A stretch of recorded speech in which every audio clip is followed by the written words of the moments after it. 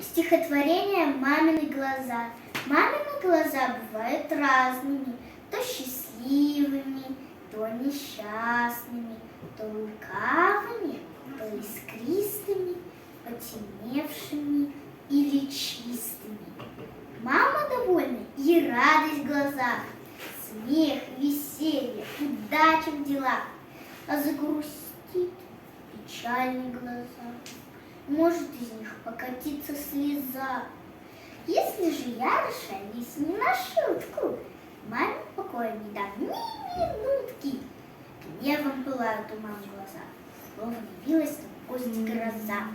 Лучше тогда поскорее повиниться, к маме при дочи быстрее явиться, чтоб не метали глаза ее молнии.